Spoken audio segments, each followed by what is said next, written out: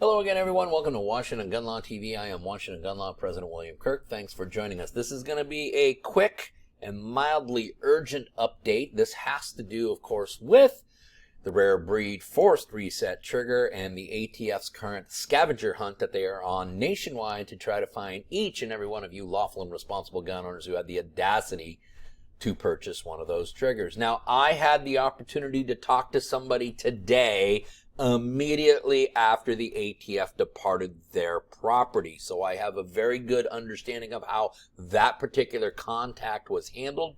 And I think we need to have a discussion about that so that you, the lawful and responsible gun owner, can be better prepared. So today, let's spend a couple of minutes and quickly talk about what's really happening when the ATF shows up at your home asking for your trigger.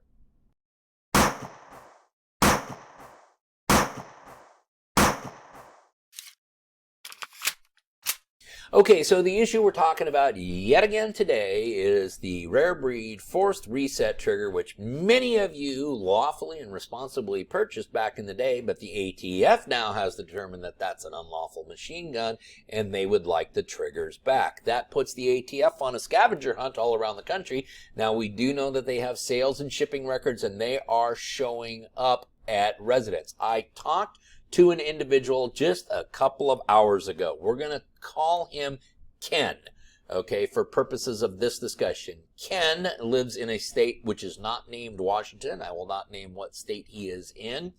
Ken purchased one Rare Breed trigger back in late 2020 or early 21 from an individual on gunbroker.com. The ATF today showed up at his residence and they had all the sales records, all the email exchanges, everything that you could possibly imagine to prove that Ken had in fact purchased this trigger from another account on gunbroker.com. The purpose of the visit, and this is important, the purpose of the visit was twofold. Number one was to get the trigger. Ken was in a position where the trigger had been removed from a firearm. He wasn't too thrilled with the performance of the trigger. He had taken it out months and months ago. It was available. He did know the ATF was coming. They had called to let him know they were coming, so he was expecting them, and he did turn the trigger over. Did he destroy the trigger before he turned it over? No, he did not. He did not have the time to do this. This happened rather rapidly. I basically talked to one of Ken's friends as ATF was driving to their home. So I didn't get a chance to talk to him until after ATF was done with them. But he did turn over the full trigger to them, and they were very cooperative, very thankful for his cooperation. Now, in addition to that, so the only two pieces of business they were there for.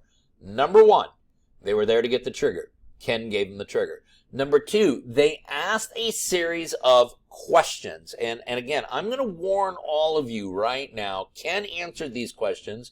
Now, I don't think he gave very incriminating answers, but again, this is the very law enforcement agency that thinks you've committed a crime. This is the very law enforcement agency that's at your doorstep because they're investigating your potential commission of a crime.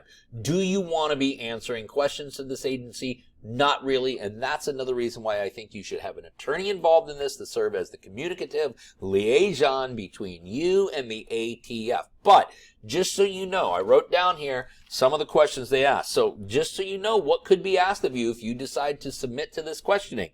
Number one, how did you purchase the item? They want to know exactly how you purchased. They want to know if you have any email chains or communications or other written documents that will establish the purchase of it. Number two, do you have any correspondence with the seller specifically? And they want any correspondence that you have with the seller of that particular trigger. Number three, they want to know how it was shipped. Was it shipped through U.S. Mail, FedEx, UPS, or something of that nature? Number four, how was it received? That is, how did you specifically receive it?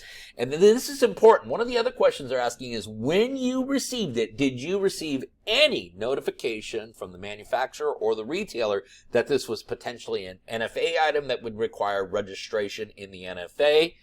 And then finally, and this is important, do you know anyone else who's purchased one of these triggers? Now, obviously, if we're going to answer these questions, we understand that there is federal law that says you cannot lie to a federal agent. Lying to a federal agent constitutes a felony, and we get ourselves in more trouble than we may already be in.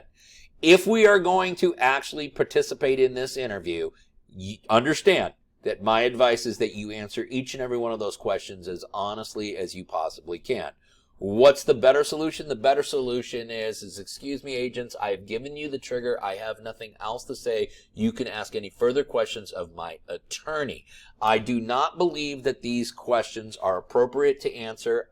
Now, Ken said that these particular agents were really nice, very cooperative, very friendly. They were kind of seemed disinterested. They just wanted to do their job and get the heck out of there. Now, those are the field agents that Ken had to deal with in his particular corner of his particular state. Understand that does not guarantee that the field agents that are going to show up at your residence are going to be as accommodating.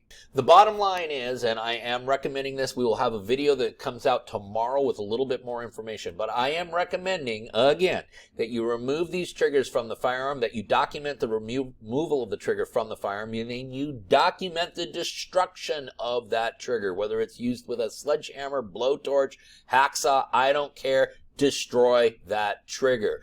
Take all of the evidence you have of the trigger's existence, its removal, and most importantly, its destruction, and disseminate that to an attorney of your choice. Let the attorney then serve as the communication liaison between you and the ATF, should the ATF actually have interest in you. Listen, I know you're going to have a lot more questions. Like I say, we got another video coming out tomorrow. This one right here, it's going to talk about how to go about destroying these triggers, which is one of the best ways to do it, and we'll give you a real life example. But in the meantime, if you have any questions about this FRT issue or anything else related to your Second Amendment rights, remember, you can always contact us at WashingtonGunLaw.com, or you can call us directly at 425-765-0487. Now, let's remember, part of being the lawful and responsible gun owner, like we talk about all the time here at Washington Gun Law, is to know what the law is in every situation and how it applies to you in any instance that you may find yourself. Until next time, thanks for watching. Stay safe.